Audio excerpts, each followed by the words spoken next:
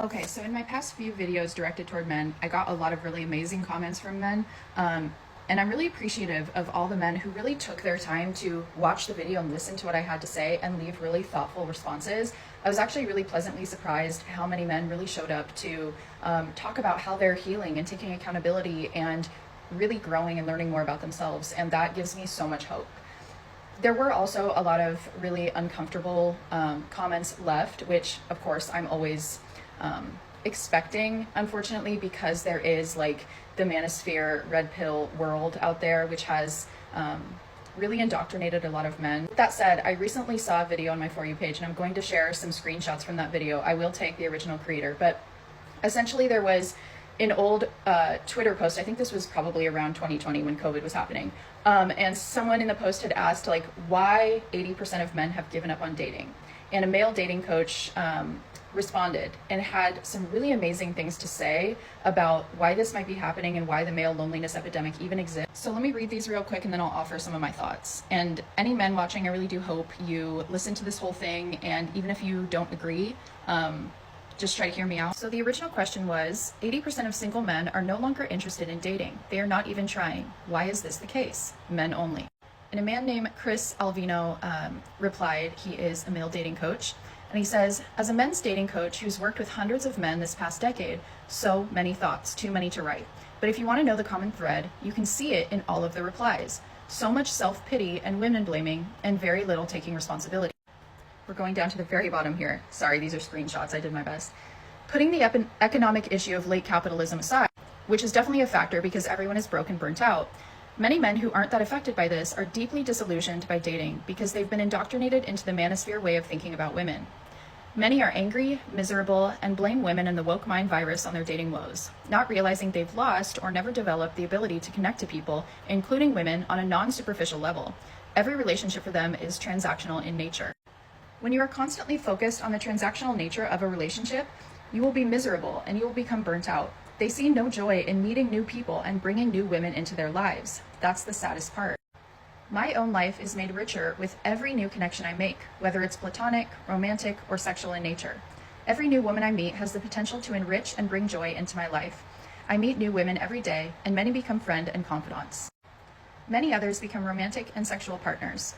Men who cannot see the value in this are the ones who constantly complain about the male loneliness epidemic and have no female friends, and then they wonder why dating sucks. If dating makes you feel miserable as a guy, that is 90% a skill issue and 10% a possible logistics issue. We actually have it a lot easier than women do on this front because we're expected to make the first move. This means we only have to date women we're crazy about. This next part got cut off, but what I remember in the video, it says something like, women have to try lots of crappy men out before they get to the gold ones. There are better ways to date as a man, and the men in the replies haven't learned how to do it yet, so they end up spending all their time in manosphere bitching circles. It then creates a negative feedback loop. When they hear other men bitch about women, it validates their flawed worldview, and they become more entrenched in their resentment of women. It then becomes a self-fulfilling prophecy, because who wants to date a guy who deeply resents them? I'll just say this. One thing that I struggle with as a woman is forming connections with men, or being able to form connections with men that have nothing to do with them wanting something from me, like wanting my body, wanting to date me, wanting to fuck me. Like it happens constantly. I will think that, you know, maybe someone is reaching out because they find me interesting or they find me smart or they want to have like actual conversations with me, and then it will inevitably get to the point where they ask me out or say something sexual. Or men who just may be interested in me on a level where they would consider me someone they would want to date will lead the conversation with like outright sexual shit that is like super uncomfortable and makes me feel confused as to why this person I don't even know is commenting super sexual things in their message to me. It makes me feel like I'm not human. It makes me feel like men don't see me as a human being with a lot of different layers that they could maybe connect to or get to know, but rather I am just like an object of their desire that they want to have access to. I have found my connections with men in my life, like connections that I believed to be really strong friendships, they were so valuable to me, and I gained so much from them. And in a lot of these cases, ultimately it would end up that this person couldn't be my friend because I couldn't offer them more. And it's really frustrating. I really think this is deeply rooted, like starting from early childhood, you know, like I've talked about in other videos, where like little boys are not taught that emotional intelligence and empathy is important. Men or boys are taught to kind of suppress those things in our society and focus on, you know, more masculine based things, right? And men are not taught that, you know, building actual connection, not only with women, but with other men, is so important. Building connection that has nothing to do with a transactional nature, that has nothing to do with trying to get to some ultimate goal, but rather because you just value the other person. It brings joy into your life. It brings you fulfillment. And one thing I think a lot of men don't realize is how attractive women find emotional intelligence and self-awareness.